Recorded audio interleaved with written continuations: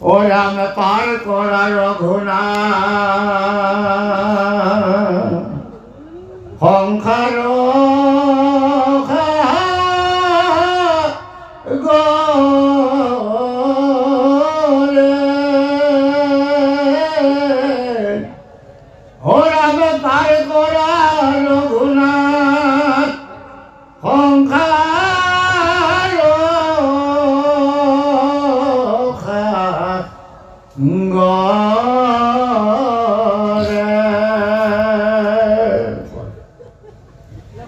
হি চক্ৰবাত অসুৰে নকনিলে হৰি হৈ আকাশত মাৰি লাগ লটছে কি ধৰি কৃষ্ণ কহিয়া তলয়া পৰিলা ভূমিত হজুৰাইল তোমাক পাৰা যশোদা ৰচিত চলে হামি তুলি তুমি দেখাইলা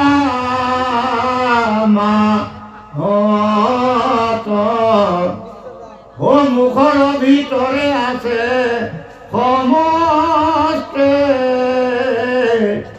জগত। জয় কৃষ্ণ। এই গুৰু সমাজৰ ইয়াৰ পিছত প্ৰভু ভগৱন্ত কৃষ্ণই আৰু এটা মহালীলা কৰিছে। আৰু এজন দৈত্যক বধ কৰিবৰ কাৰণে তেওঁ যেতিয়া ইচ্ছা প্ৰকাশ কৰিলে আৰু সেই দৈত্যজন কংসৰ আজ্ঞা অনুসৰি সেই দৈত্যজন আছিল চক্ৰবাত অসুৰ। তেওঁ পুতনাৰ ভাতৃ। তেওঁৰ মনত পুতনা বধৰ পিছত এক মহা ক্ৰোধ জন্ম হ'ল। যেনেকেই নহওক তেওঁলোকে জানিলে যে আচলতে কোনে পুতনাক বধ কৰিছে। গতিকে সেইজন নন্দৰ পুত্ৰই কৃষ্ণক পুতনাক বধ কৰাৰ কথাটো যেতিয়া কংসই জানিলে আৰু চক্ৰবাতো জানিলে, গতিকে কংসই পঠিয়াই দিছে চক্ৰবাতক, যোৱা যেনেকেই নহওক সেই নন্দৰ পুত্ৰক বধ কৰিব লাগিব, মায়া চলনা কৰি যি ভয় কৰা, এইবুলি যেতিয়া তেওঁক পঠিয়াই দিছে, সেইখিনি সময়ত অন্তৰ্জনে প্ৰভু ভগৱন্ত কৃষ্ণই জানিছে, বুজিছে যে অসুৰ আহি মোৰ ওচৰত পাবলৈ উপক্ৰম কৰিছে। কিন্তু সেই সময়ত তেওঁ যশোদাৰ কোলাত আছে। যশোদাই অকলশৰীয়াকৈ তেওঁ কোলাত লৈ তেওঁ দুগ্ধপান কৰাই আছে। সেইখিনি সময়ত সেই কোলাতে থাকি তেওঁ গম পাই গৈছে যে অসুৰ আহিছে তেওঁক বধ কৰিবৰ কাৰণে। এতিয়া তেওঁ অসুৰক বধ কৰিব লাগিব। এতিয়া চিন্তা কৰিছে, মোৰ মাতৃ যদি মোৰ লগত থাকে, মই মাতৃ কোলাত থাকি মইতো অসুৰ লগত নিৰাকৰণ কৰিব নোৱাৰো। গতিকে যেনেকেই নহওক মই মাতৃক ত্যাগ কৰিব লাগিব, মাতৃৰ পৰা মই আঁতৰিব লাগিব। এতিয়া কোলাৰ পিছতে কেনেকে ক'ব যে মই কোলাত নাথাকো বুলি? তেতিয়ালৈকে তেওঁ ক'ব পৰা হোৱাই নাই। গতিকে সেই শিশুটোৱে তেতিয়া এটা লীলা কৰিলে যে যেনেকেই নহওক মাতৃয়ে মোক কোলাৰ পৰা আঁতৰাই দিব লাগিব। গতিকে সেইকাৰণে তেওঁ কি কৰিলে, জগতৰ ভাৰ তেওঁ বহন কৰিলে। প্ৰভু ভগৱানে ইচ্ছা কৰিলে তেওঁৰ কোলা পাতৰ দৰে এটা সামান্য ৰূপ ল'ব পাৰে, একেবাৰে পাতৰ ৰূপ ল'ব পাৰে, লঘু ৰূপ ল'ব পাৰে। ইচ্ছা কৰিলে জগতৰ ভাৰ, জগতৰ শক্তি তেওঁ প্ৰয়োগ কৰিব পাৰে। এতিয়া যশোদাৰ কোলাত থাকিয়ে তেওঁ জগতৰ ভাৰ লাহে লাহে যেতিয়া তেওঁ বঢ়াই গৈ আছে, এটা সময়তো যশোদাই চিন্তা কৰিছে যে মইতো এতিয়া মোৰ কেঁচুৱাটোক মই কোলাত এতিয়া ৰাখিব পৰা নাই। যে মই হাড় দিয়ে মোৰ যেন ভাগি যাব, কঁকাল ভাগি যাব যদি তাক জোৰে লৈ থাকো। গতিকে এনেকুৱা এটা ভাৱনা এটা দিলে, যাৰ ফলত তেওঁ মাটিত শুকুৱাই থবৰ কাৰণে তেওঁ বাধ্য হ'ল বা মাটিত তেওঁ নমাই থব বাধ্য হ'ল। আৰু এইখিনি সময়তে চক্ৰবাদ অসুৰৰ মায়াজালত সমস্ত গোকুলত ধূলিৰ ধুমুহাৰ সৃষ্টি কৰাই দিলে, অন্ধকাৰ কৰি দিলে, চকু মেলি থাকিব নোৱাৰা এটা অৱস্থা কৰিলে। আৰু চকুৰ মুদি দি যেনে তেনে নিজকে ৰক্ষা কৰিবলৈ যাওঁতে যশোদায়ো চকু মুদি দিলে। আৰু সেই ঘৰতে চাৰিওফালৰ অন্ধকাৰৰ সুযোগ লৈ চক্ৰবাদ অসুৰে যশোদাৰ ওচৰৰ পৰা কৃষ্ণক উৰুৱাই লৈ গুচি গ'ল।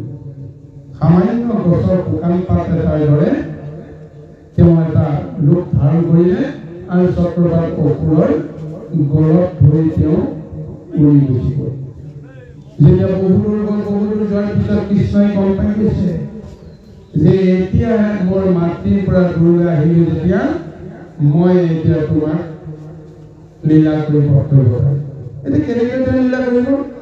সেই তেতিয়াও জগতৰ ভাৰ তেওঁ এতিয়া বহন কৰিছে চক্ৰবাদ অসুৰৰ গলত সাৱটি হৈ। আৰু এটা সময়ত যেতিয়া লাহে লাহে গোটা গধুৰ হৈ আহি তাক মাৰিবৰ কাৰণে দিছিল, কিন্তু এতিয়া তেওঁ চিন্তা কৰিছে মই দেখোন ইয়াক দেখোন সাৱটি ধৰি ৰাখিব পৰা অৱস্থা নাই। কিছু সময়ৰ পিছত যদি মই তেওঁক যদি এৰি নিদিওঁ তেতিয়াহ'লে মই নিশ্চয় মৰিব লাগিব। এই বুলি যেতিয়া তেওঁ গাটো জিকাৰ মাৰি তেওঁ পেলাবলৈ যত্ন কৰিলে, তেতিয়া দুয়োখন হাতেৰে জোৰ কৰি তাৰ ডিঙিত যেতিয়া চেপা মাৰি ধৰিলে, তেতিয়া কৃষ্ণ সেই দৈত্য চক্ৰবাদ অসুৰক কি কৰিলে, সেই গলত চেপি ধৰি আকাশলৈ তেওঁ মাৰি পেলালে। আৰু মাৰি পেলোৱাৰ পিছত তেওঁৰ আহি পৃথিৱীত পৰি গ'ল। প্ৰকাণ্ড মূৰ্তি লৈ যেতিয়া পৃথিৱীত পৰি গ'ল, তাৰ ওপৰতে কৃষ্ণই লীলা কৰি আছে। তৰু মুহা শেষ হ'ল, চাৰিওফালে মুকলি হ'ল, সকলোকে বিচাৰি পাইছে, কিন্তু কৃষ্ণ বিচাৰি পোৱা নাই। সেইখিনি সময়তে যেতিয়া এটা প্ৰকাণ্ড শব্দ এটা কৰি অসুৰ পৰি গ'ল, সকলোৱে গৈ দেখিছে কি ভয়ানক দৃশ্য। ভয়ানক দৈত্যকাৰে সেই অসুৰৰ ওপৰত বহি কৃষ্ণই লীলা কৰি আছে। আৰু আশে পাশে কৰি কৃষ্ণক লৈ আহিছে যশোদাই। তাৰপিছত তেওঁ পুনৰ যেতিয়া তেওঁক দুগ্ধপান কৰাবৰ কাৰণে কোলাত লৈছে, যেতিয়া তেওঁক গাখীৰ খুৱাই দিছে, তেতিয়া প্ৰভু ভগৱতে এটা লীলা কৰিছে। কাৰণ ইয়াৰ আগতে চক্ৰবাদ অসুৰকো তেওঁ মাৰিলে বুলি কোনেও ভাবিব পৰা নাছিল যে কিবা কাৰণত সেই দৈত্যটো আকাশতে সৰু মৰি, সেইকাৰণে যে নেদেখাজনে আমাক পুত্ৰটো তেনে ফচাই দিলে, এনেকুৱা এটা ধাৰণা কৰি আছে। কিন্তু যেতিয়াই যশোদাই কোলাত লৈ পুনৰ তেওঁ গাখীৰ খুৱালে, তেতিয়া তেওঁ আৰু লীলা কৰি কি কৰিলে, হামিয়াৰ চলেৰে যেতিয়া মুখখন মেলি দিলে, কোলাৰ কেঁচুৱাটোৰ মুখলৈ চাওঁতে সেই হামিৰ মাজতে মুখমণ্ডলৰ সমস্ত গৰ্ভ যেতিয়া দেখা পালে, যশোদা আচৰিত হৈ গ'ল। তেওঁৰ সেই পুত্ৰৰ মুখৰ গৰ্ভৰ ভিতৰতে তিনি দৈলক্যৰ সমস্ত জগতখন এতিয়া তেওঁ দেখা পাইছে। স্বৰ্গ, মৰ্ত্য, পাতাল, আকাশ, চন্দ্ৰ, সূৰ্য, তৰা, বায়ু, বৰুণ, সমস্ত জগতক তেওঁৰ মুখমণ্ডলতে তেওঁ দেখি তেওঁ আচৰিত হৈ গৈছে। এয়া প্ৰভু ভগৱন্তৰ লীলা। এই লীলাই সকলোকে আচৰিত কৰি তেওঁ মহাখেলা কৰি আছে। হিৰামে কাম্পিল শৰীৰ যশোদাৰ হেন দেখি,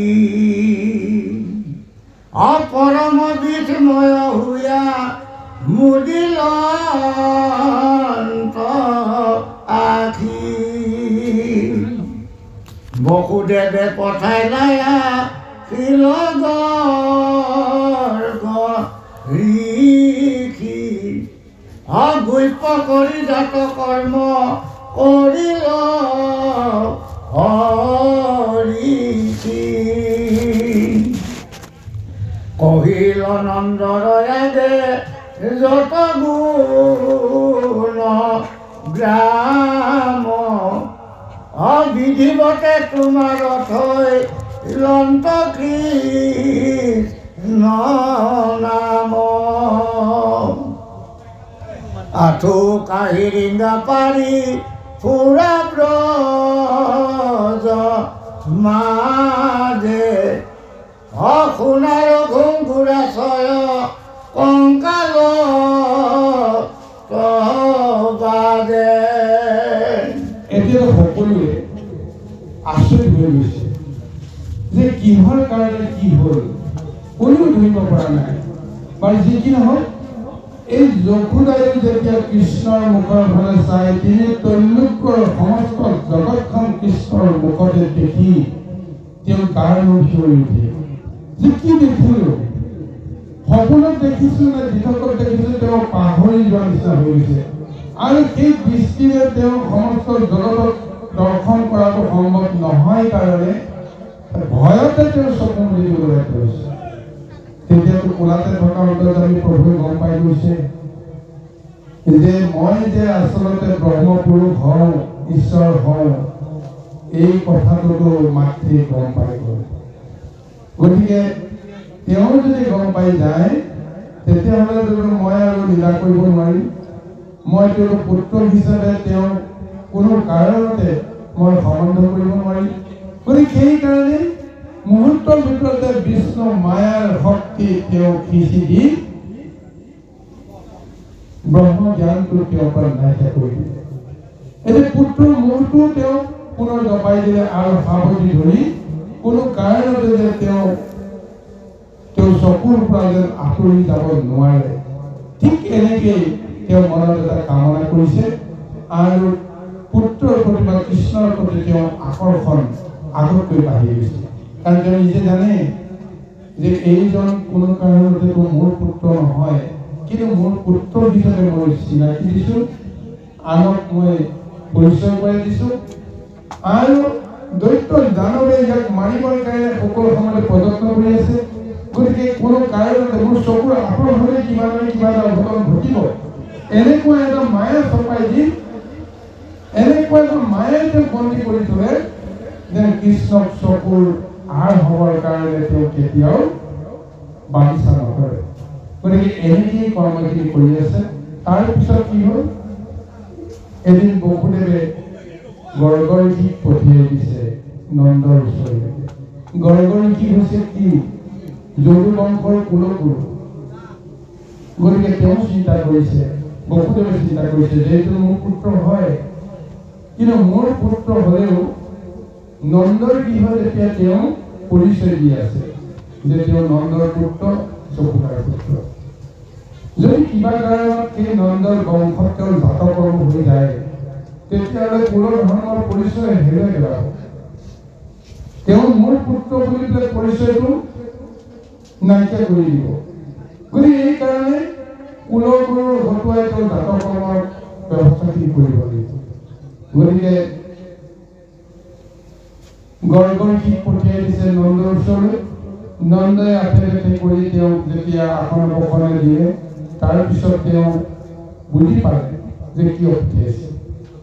গতিকে কৈছে মোৰ দুজন পুত্ৰ, এই পুত্ৰ দুজনক আপুনি আপোনাৰ দৰে এজন সিদ্ধ ঋষিৰ আগমনৰ কাৰণে মোৰ বৰ সৌভাগ্য হৈছে।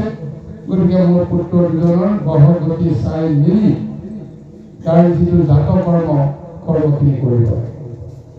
তেতিয়াই গৰ্গৰীয়ে কৈছে যে সকলোৱেতো জানেই যে মই যদুকুলৰ গুৰু, মই যদি জাতকৰ্ম কৰিব লাগে সি যদুকুলৰে এটা ৰূপ পৰিচয় পাব। কিন্তু এই মুহূৰ্ততে তেওঁ যদু বংশৰ এজন বুলি বা বসুদেৱৰ পুত্ৰ বুলি গম পাব নালাগে। গতিকে মই জাতকৰ্ম সকলোকে দেখুৱাই কৰিব নোৱাৰিম। গতিকে সেইকাৰণে একেবাৰে ভিতৰত অন্তঃপুৰত নি জাতকৰ্মটো কৰোৱাই জগতক দেখুৱাই দিছে যে আচলতে কৃষ্ণ যে যদুকুলৰ নহয়, কৃষ্ণ যে নন্দৰ পুত্ৰ হয়, নন্দৰে বংশ হয়, এই পৰিচয়টোকে এতিয়া প্ৰদান কৰিবৰ কাৰণে কোনেও গম নোপোৱাকৈ এই গৰ্গৰীক হতুৱাই জাতকৰ্মখিনি কৰালে। কিন্তু নন্দই ভালকৈ জানে যে এইজন বসুদেৱৰ পুত্ৰ হয়। যশোদায়ো জানে যে এইজন দৈৱকীৰ পুত্ৰ হয়। কিন্তু তেওঁ কৃপা কৰি দয়া কৰি মোৰ ওচৰলৈ আহি মোৰ সন্তান এই পৰিচয়টো তেওঁ দি আছে। গতিকে এই কাৰণে এতিয়া তেওঁলোকেও গৰ্ভঋষিৰ জৰিয়তে জাতকৰ্ম হ'ব নালাগে বুলি ক'ব পাৰে, কাৰণ ধৰ্মৰ মতটো যিটো সেইটো তেওঁলোকেও জানে। কিন্তু জগতক এই কথাটো ব্যক্ত কৰি দিয়া নাই, কাৰণ ব্যক্ত কৰি দিলে তেওঁলোকে কৃষ্ণৰ মমতাৰ পৰা বঞ্চিত হ'ব লাগিব।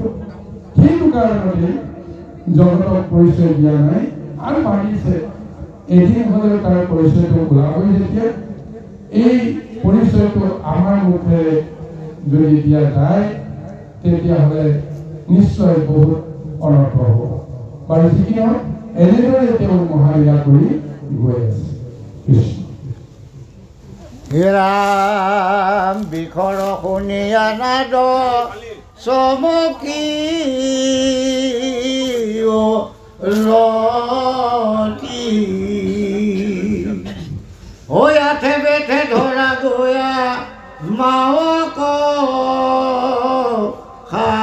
খাবতি থিয় ডংগা দিয়া পাছে তুমি দৰে হয় অনাথ কৰিয়া ফুৰা গোৱালি ঘৰে আনন্দতে সমস্তে গোৱালি গণে আখি কৃষ্ণৰ কীৰ্তি যশো দাঁত দে হাসি হে রাম কি ভইল তোমার ইটো তনয় দুর্জন কৃষ্ণর নিমিত্তে আমরা নরহে জীবন গায় নদুহন্তে দা মরিবে গৈ গৃহ পক্ষী চুৰি কৰি খান্ত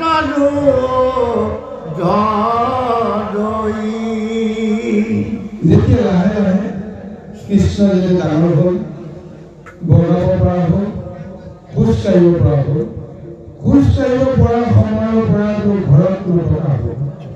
ঘৰত নাথাকি ইঘৰে সিঘৰে সোমাই ইঘৰে সিঘৰে ফুৰি ফুৰে আৰু গোটেই গোকুলত তেনেকৈ এটা পৰিৱেশ হৈ গ'ল যে কোনোদিনা কোনো গোপীৰ ঘৰত গোপৰ ঘৰত নোযোৱাকৈ তেওঁ নাথাকে।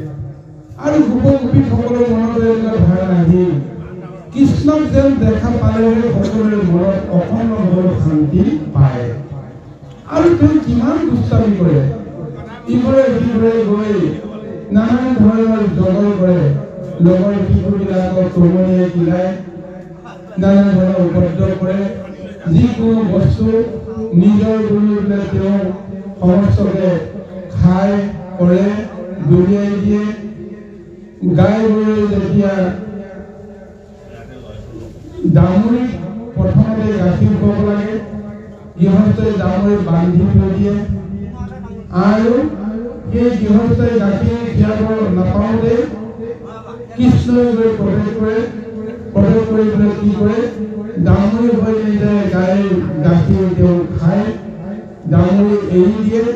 এনেদৰে অনেক কৰ্ম কৰি গোটেই গোকুলত এক প্ৰকাৰে তেওঁ ৬১ ৰাজ আৰম্ভ কৰি দিছে।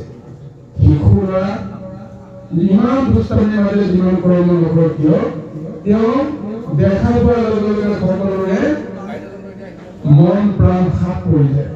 দুষ্টামি দেখিলেও কোনেও খং কৰিব নোৱাৰে, কোনেও কেতিয়াও তেওঁক এচাত দিবৰ কাৰণে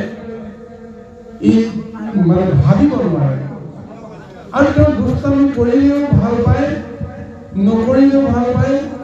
প্ৰতিটো খোজতে যেনে তেওঁৰ এক লৈলাক ভংগীৰে সকলোকে মোহিত কৰে তেওঁ মিচিকে হাঁহিটোৱে সকলোৰে মনত অন্তৰ জয় কৰে আৰু এনেদৰে তেওঁ অসমৰ লীলা কৰি এই বৃন্দাবনত বা আপোনাৰ গোকুলত তেওঁ লীলা কৰি আছে গতিকে বহুতে ক'ব পাৰে তেওঁ যে ইমান দুষ্টামি কৰিছে কাৰণটো কি কোনো এটা বস্তু লুকাই থৈ দিব নোৱাৰে সমস্ত বস্তু তেওঁ আন্ধাৰতেও বিচাৰি বিচাৰি উলিয়াব পাৰে তাৰ পাৰমাৰ্থিক তত্ত্ব আমি এনেকৈ বুজিব পাৰি তেওঁতো জগতৰ ঈশ্বৰে এই কথাটো সকলোৱে জানিছে তেওঁ নিজেও জানে এই গোটেই জগতখন মোৰ সম্পদখিনি মোৰ অথচ বিভূতি যি আছে সমস্তখিনি মোৰ কিন্তু মোৰ পৰা আঁৰ কৰি কোনোবাই যদি থৈ দিয়ে তেতিয়াহ'লে সেই বস্তুখিনি গৃহস্থ হিচাপে বিচাৰি উলিয়াব লাগে নে নালাগে মোৰ পৰা যদি কোনোবাই চুৰ কৰি কোনোবাই বস্তু যদি লুকুৱাই থৈছে কৰবাত মই যদি গম পাওঁ যে মোৰ বস্তুটো ক'ৰবাত লুকাই আছে মই নিজে গৈ কাক সুধিম মই নিজে গৈ সেই বস্তুটো মই বিচাৰি উলিওৱাটো মোৰ কাৰণে কেতিয়াও দুখ নহয় তত্ত্ব ভগৱানে যেনেকৈ ভাবিছে ইমান দ্ৰব্য আছে ইমান সম্পদ আছে গোটেই সম্পদখিনি মোৰেই তোমালোকে বুজিব নোৱাৰাৰ কাৰণে হওক ভাবিব নোৱাৰাৰ কাৰণে হওক বা দ্ৰব্যৰ ওপৰত এটা আসক্তি আছে কাৰণে হওক এতিয়া মোৰ পৰা লুকাই আছে কিন্তু ঈশ্বৰৰ পৰা কোনো বস্তু লুকুৱাব পৰা শক্তি কাৰণে নাই গতিকে সেইকাৰণে অন্তৰ্গত কৰিব ভগৱানে নিমাতে নীৰৱে গোটেই লীলাখিনি তেওঁ কৰি দেখুৱাই গৈ আছে যে মোৰ পৰা একো লুকুৱাব নোৱাৰিবা মোক নিদিয়াকে কোনেও একো খাব নোৱাৰিবা যি দিয়া মোকে দিব লাগিব ভোট দিয়াৰ পিছতহে তোমালোকে নিজৰ ভাগটো পাবা কিন্তু জগতে বুজিব পৰা নাই সেই প্ৰভু ভগৱন্তে এনেকৈ লীলা কৰি আছে বানৰকো খুৱাওৱে গো বিন্দকীনো চান্দ ও বানৰে নশান্ত জানি কোবাই ভাগে ভাণ্ড এরামে ঢুকি দেবে নপাওয়ে নটলাই তো বস্তি অখিকি আর পড়ায় আনে উড়লত উঠি এরামে খরিরর রত্নগণে ফুরে পই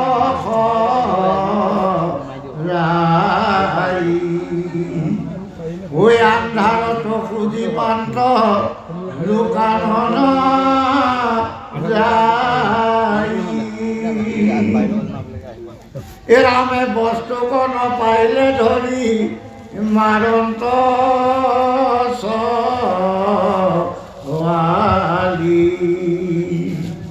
অগৃহত ভর্ষিয়া পলাই জান্ত বন মালি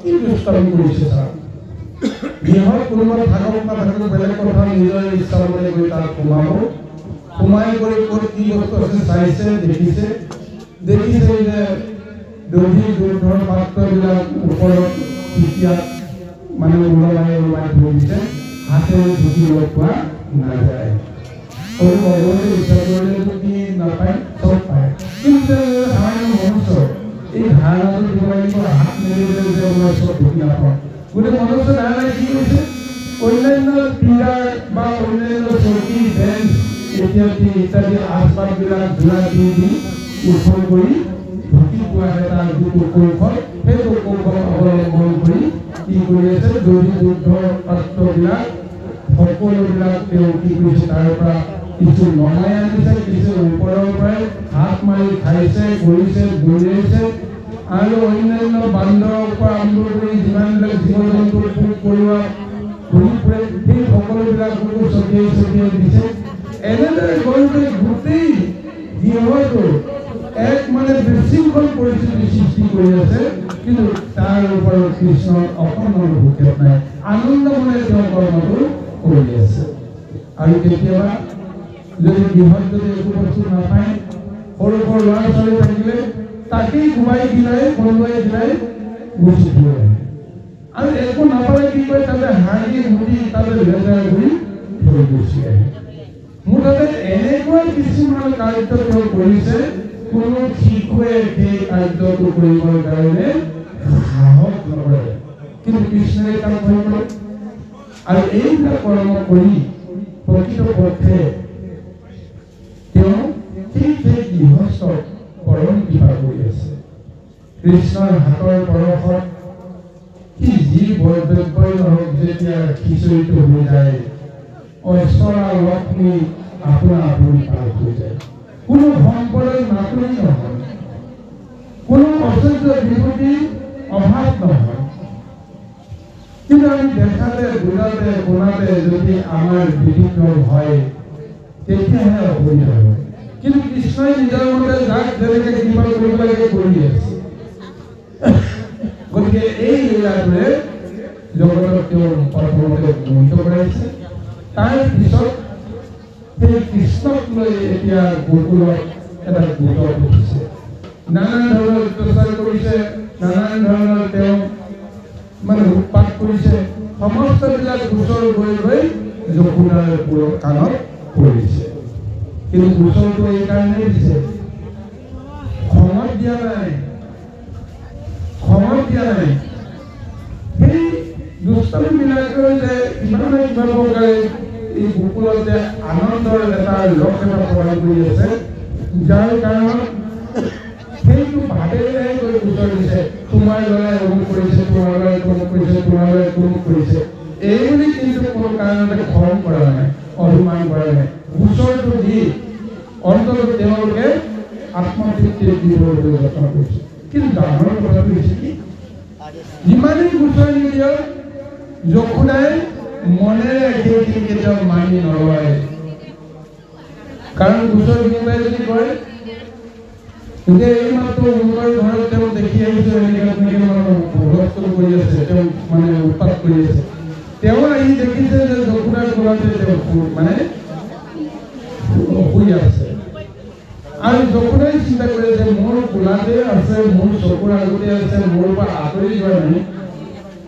মোৰ পুত্ৰই লোকক এনেদৰে অত্যাচাৰ কৰেনে তেওঁ মনেৰে সৈতে মানি নলয় যে মোৰ পুত্ৰই এনেকুৱা দুষ্টামি কৰিছে কিন্তু এই গোপন গোপীসকলে কৃষ্ণক যে বেছি ভাল পায় তেওঁ জোকোৱা মাতা কৰিবৰ কাৰণে হয়তো এইবিলাক বাক্য বচন প্ৰয়োগ কৰিছে বুলি যশোদাই ভাবি লৈ তেওঁ আনন্দ মনেৰে পুত্ৰসকলে চাই থাকে আৰু এইখিনি সময়ত তেওঁ চকু শুনিয়ে আছে তেওঁ এনেকুৱা এটা দেখুৱাইছে যে মাকে হয়তো মাৰিব বেলেগে যিবিলাক কথা কৈ আছে সেইবিলাক যদি বিশ্বাস কৰে মোকো মাৰিব গতিকে তাৰ ভয়ত তেওঁ কুচি মুচি খায় ভয়ত আতুৰ হৈ থকা এটা ৰূপ দেখুওৱাৰ লগে লগে যশোদাই পাহৰি গুচি যায় তেওঁ কিবা এটা গালি পাৰিব এনেদৰে তেওঁ এই লীলাবিলাক চলাই আছে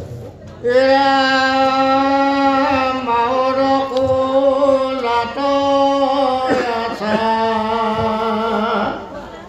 তুমি জগন্নাথ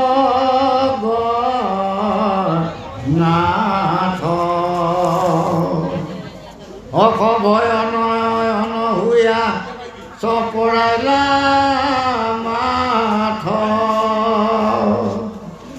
এৰামে হেন দেখি যশোদা কৃষ্ণকনো লয় হৈ আনন্দে ৰহিলা সাক্ষী পুত্ৰ মুখ চাই এৰামে দৌৰিবাৰ দেখিয়া পুত্ৰ কবৰ নাৰী অবুকত সাৱতী ধৰি লন্ত চুমা পাৰি এৰামে মাধৱৰ শিশু লীলা শুনা সৰ্ব লোক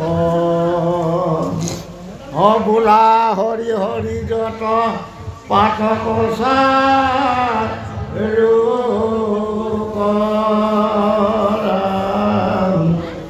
কৃষ্ণ শংকৰ গুৰু হৰি ৰাম ৰাম হৰি ৰাম ৰাম জয় কৃষ্ণ চাংগুৰু প্ৰভু ভগৱানে এনেদৰে শিশুলীয়া কৰি গোটেই বৃন্দাবন নহয় বৰ্তমান গোকুলত আছে এই গোকুলত সকলোৰে মনত আনন্দৰ যিটো ৰস এই ৰসত ডুবাই ৰাখিবৰ কাৰণে তেওঁ মহালীলা কৰিছে গতিকে আমি আগতে কৈছোঁ যে কি কাৰণত তেওঁ এই গোকুল বৃন্দাবনত প্ৰৱেশ কৰি মহালীলা তেওঁ আৰম্ভ কৰিছে তেওঁ জগতৰ ঈশ্বৰ তেওঁ ইচ্ছা কৰাহেঁতেন য'তে ত'তে থাকি তেওঁ লীলা কৰিব পাৰিলেহেঁতেন কিন্তু মথুৰা নগৰত জন্ম হৈ যমুনা নদীৰ ইটো পাৰত জন্ম হৈ তেওঁ লীলা আৰম্ভ কৰিছে খেলা আৰম্ভ কৰিছে সিটো পাৰত তাৰ উদ্দেশ্য এটাই আছিল যে দৈত্য দানৱৰ পৰা জগতক মুক্ত কৰিব লাগে আৰু এই দৈত্য দানৱবিলাক কংসৰ ছত্ৰছায়াত ক'ত এতিয়া তেওঁলোকে বাহৰ পাতি আছে যমুনা নদীৰ সিটো পাৰত মথুৰাৰ সিটো পাৰত গোকুলত আছে গতিকে গোকুলত প্ৰথমতে এই দৈত্যৰ কবলৰ পৰা মুক্ত কৰাই সেই গোকুলবাসীৰ মনত আনন্দৰ ভাৱ জগাই তুলিব গতিকে সেই আনন্দৰ ভাৱটো তেওঁ শিশুলীলাৰ জৰিয়তে আৰম্ভ কৰি দিছে কৃষ্ণক দেখা পোৱাৰ লগতে তেওঁলোকৰ মনৰ ভিতৰত থকা দৈত্যৰ যিটো শংকা সমস্তবিলাক আঁতৰি যায় অজানিত এক আনন্দৰ পুৰকে সকলোৰে মন প্ৰাণ হৰণ কৰি লৈ যায় পাহৰি যায় জগতৰ কথা কৃষ্ণৰ লগতহে তেওঁলোকৰ সম্বন্ধ হয় আৰু এনেদৰে সকলোৰে মনত আনন্দৰ যি এটা পৰিৱেশ ৰচনা কৰিছে আৰু লগে লগে দৈত্য শক্তিবিলাকো এটা কৈ নাইকিয়া কৰিবৰ কাৰণে যত্ন কৰি আছে যিদিনাখনেই বৃন্দাবনৰ দৈত্য শক্তিৰ পৰা মুক্ত হৈ পৰিব সেই দিনাখনেই এই বৃন্দাবন ত্যাগ কৰি কৃষ্ণ তাৰ পৰা গুচি আহিব এইটো হৈছে তেওঁৰ আধ্যাত্মিক লীলা জগতে দেখাই আছে বেলেগ এটা মায়া লীলাটো দেখি আছে তেওঁ কি কৰিছে কাৰ লগত কি কথা পাতিছে কি দুষ্টামি কৰিছে এইবিলাক লীলাৰ মাজেৰেও মনত কিমান শান্তি প্ৰদান কৰি আছে জগতক এইটো ৰূপটো পাই সকলোৱে কিমান পুলকিত হৈছে এনেদৰে শিশুলীলা কৰি সকলোকে আনন্দিত কৰি আছে বাৰু যিখিনি সময়ৰ প্ৰতি লক্ষ্য ৰাখি আপোনালোকে আমাক নিশ্চয় এটা বিধান দিব কাৰণ যিহেতু মহাভাগৱতৰ বা কীৰ্তনৰ যি কাৰ্যসূচী আপোনালোকে ৰাখিছে কিন্তু মোৰ কাৰ্যসূচী আছে নামৰ ৰসত সকলোৱে জড়িত হৈ আছে গতিকে সময়ৰ প্ৰতি লক্ষ্য ৰাখি আপোনালোকে যিটো আজ্ঞা দিয়ে আমি সেইমতে আমি আগবাঢ়ি যদি আপোনালোকে কয় যে পাঠ আমি ইমানতে ৰাখিব লাগে তেতিয়াহ'লে নিশ্চয় আমি ৰখাৰ ব্যৱস্থাটো কৰিব লাগিব কাৰণ ইতিমধ্যে যিহেতু 12টা বাজি গ'ল 12:30 বাজি 12:30 বজাৰ পিছত আৰু দিনটোৰ কাৰণে কিমান সময় আছে গতিকে আপোনালোকৰ অনুমতি পালে আমি ভাগ হয়তো আমি ইমানতে সামৰি মাৰিম আৰু যদি কয় কিবা কাৰণত আৰু অলপ আগবাঢ়ি যাব লাগে তেতিয়াহ'লে আৰু 1 ঘণ্টা সময় পাৰ হৈ যাব।